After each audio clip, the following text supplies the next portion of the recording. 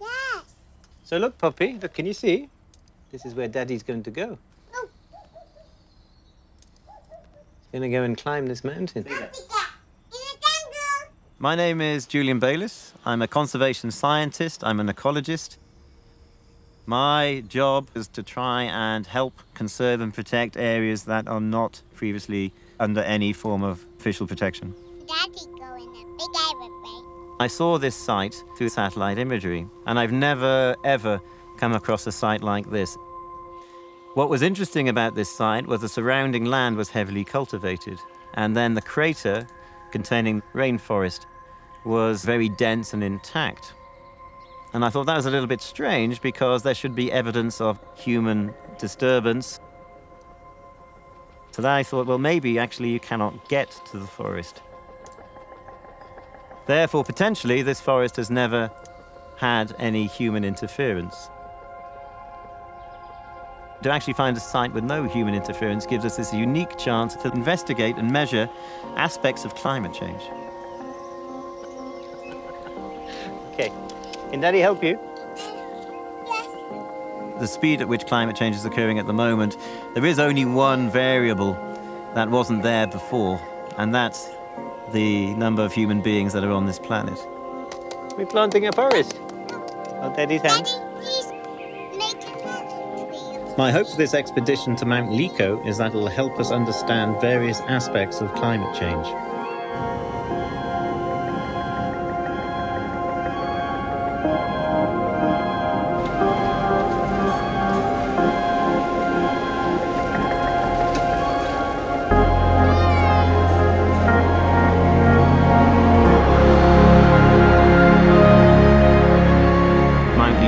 Looks a bit like a volcano. It's about 1 kilometer across. It has a crater, it has a rim, and it has a basin of rainforest.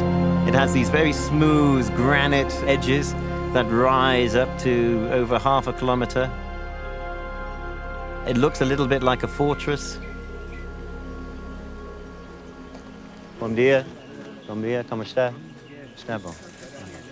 Everybody, welcome to this expedition to Mount Liko. We've got a great team together, lots of specialities, lots of nationalities, young and old, and everything in between.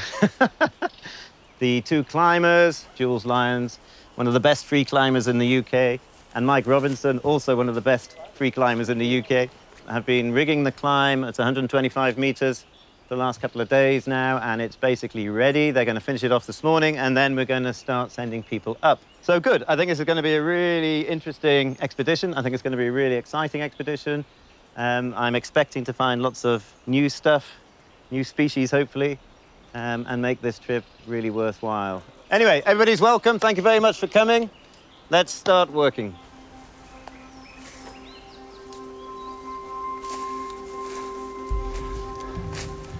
I'm very nervous about the climb, yes.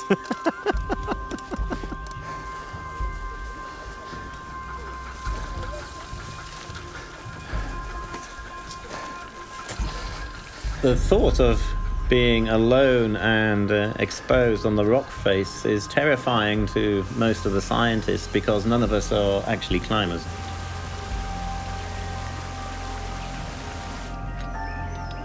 The local people know of nobody in the surrounding communities who has ever been up to the forest. Okay, so that feel okay? Yeah, it feels right. okay.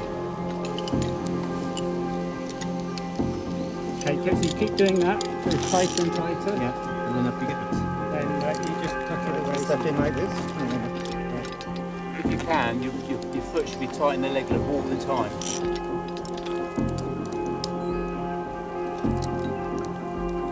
Stand on that leg.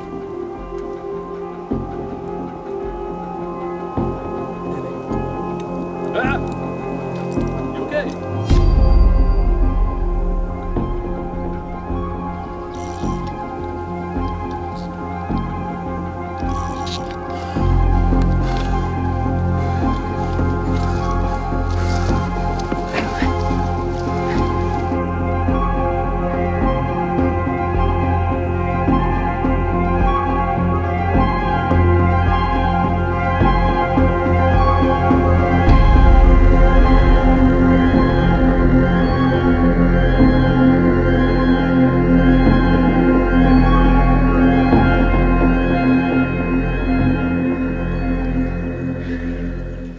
Okay, I'm up! Woohoo!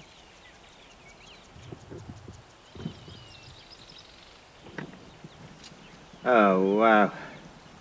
Look at all these beautiful butterflies.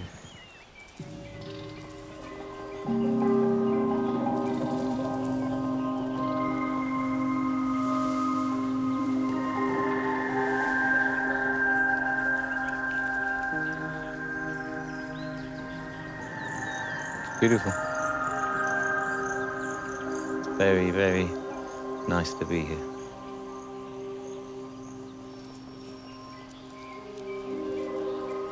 As a scientist, I'm very lucky to be able to visit these largely unexplored natural areas such as these rainforests and to spend time in them and to see the magic and the beauty that they have to offer and to show people.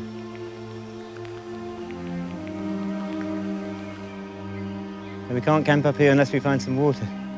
But I noticed from down the base camp there's a massive seepage thing coming off the cliff over that side. So we can find the source of that, have a camp nearby there. Should be good. Okay, let's go to this flat bit up here.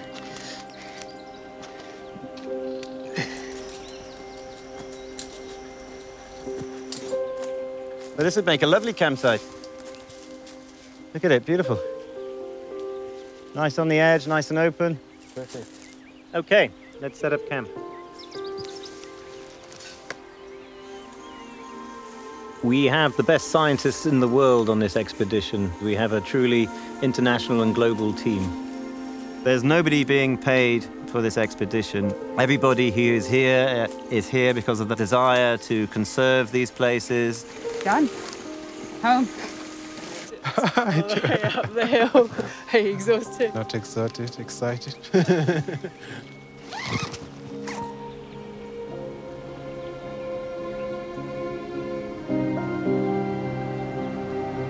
Climate change will change habitats. Nothing works in isolation, so if the climate changes, then the forest changes, the plants change, the animals change. When you've got human interference on top of these habitats, it's very difficult to actually distinguish between what is actually relating to climate change and what is actually relating to human interference. So here we have a very unique experience with a forest which has had no human interference, and so therefore any changes that we find on Mount Lico compared to other forests that we've looked at will be down to climate change. To have a good baseline to compare it to, so to be like, this is the carbon that should be in the forest, and then compare that to other sites that are disturbed, we can see effectively what the human influence is and add that to the man-made climate change part of the equation. Because it's not the forest releasing carbon, it's us causing the forests to release carbon. We're looking to maybe, through the soil cores, go down, go back in history, and see if we can get some estimation on what the climate was like maybe 1,000 years ago here. We're looking for a history, a bit of a storyline between then and now. The other major aspects of this expedition will be to look for new species to science. Yeah. I'm going to pass me a bucket so I have an idea. There's a bucket right here. See how you're doing. Oh, not so bad. Goodness, you're 80% put them level there. with the soil. So what we're doing is putting in buckets so that we can catch small vertebrates. So any shrew we get up here is almost certainly going to be new to science. So any shrew I will be very excited about. The world is full of secrets, and we have not discovered a fraction of them. And the more new species a particular site has, the more importance you can then attribute to that site, and that can then leverage what's protecting these sites.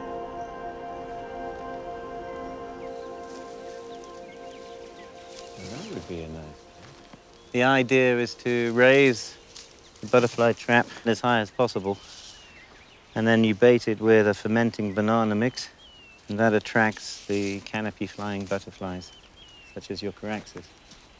If we could find a new species of Caraxes, that would be as big as it gets in the butterfly world. That's like finding a new monkey.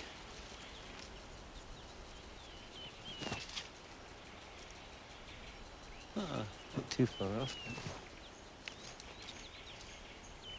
This time, probably tomorrow, we'll come back and we'll have a look at it. And I can almost guarantee we'll have butterflies in there. They are very magical creatures. Most of the time, I just like watching them. We only have a limited amount of time in the forest on Mount Lico to discover as much as we can. It's going to be intense work.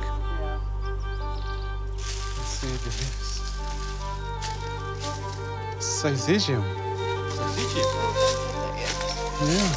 Where's the gas in it? No. Sausage. So that's the first one.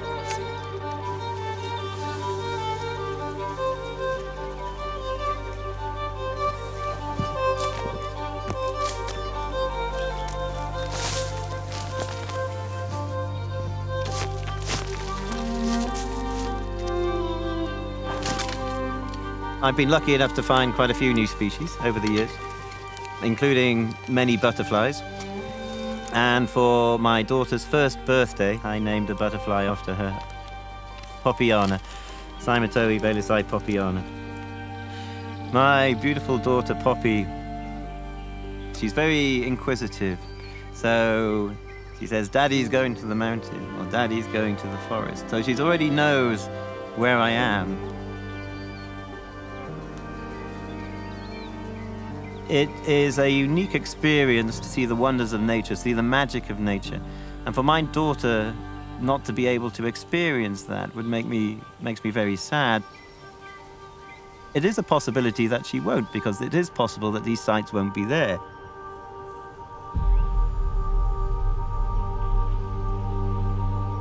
They're just being destroyed through climate change or through human destruction.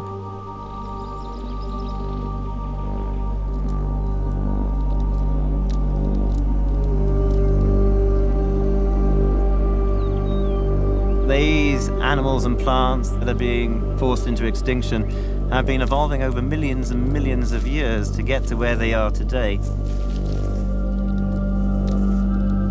And for them to be just destroyed in a matter of years by ignorance and short-sightedness makes me very angry.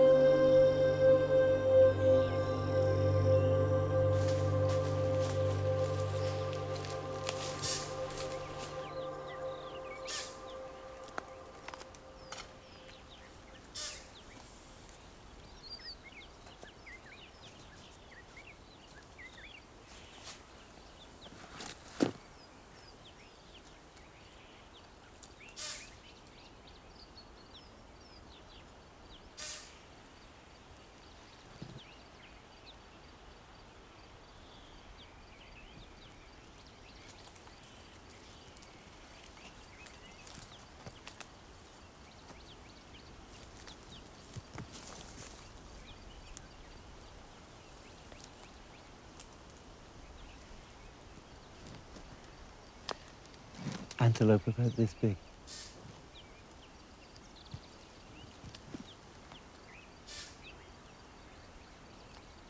But this is obviously his part of the mountain, so maybe we put a camera trap here.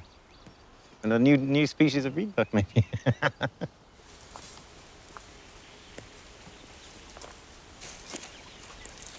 Yeah, there's somebody inside. A little fellow. Have you got something, Ara?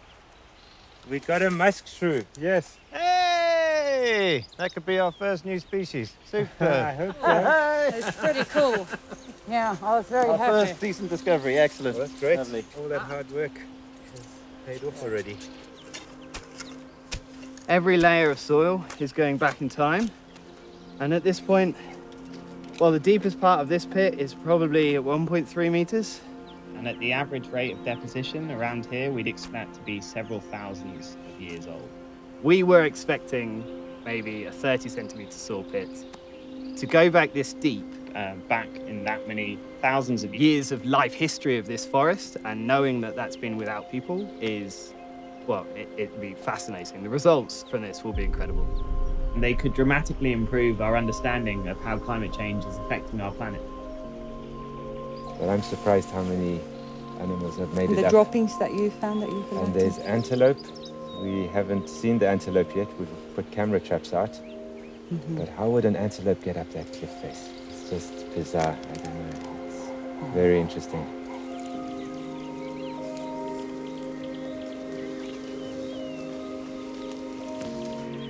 Okay, there's 5 here.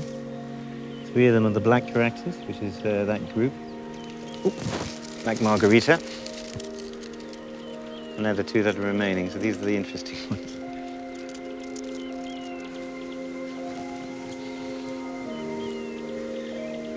Of the black caraxes group, which is a very interesting group, there is potential for this to be new. So there's a fair chance that this could be a new species. Within these forests, you could have all sorts of medicines and new antibiotics that we as a human race could actually use to make our lives more valuable and richer and healthier. Rainforests are also where 70% of all terrestrial life is found on this planet.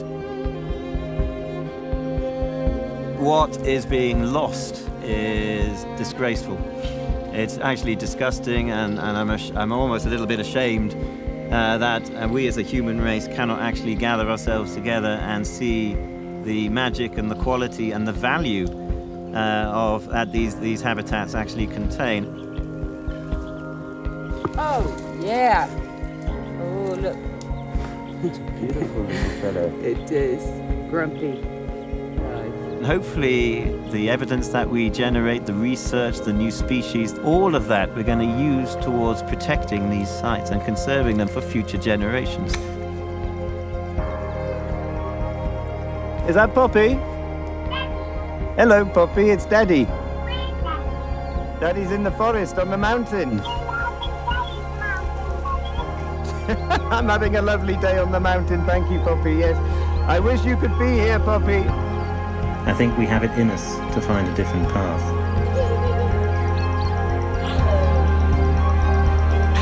I have to believe that it's not too late.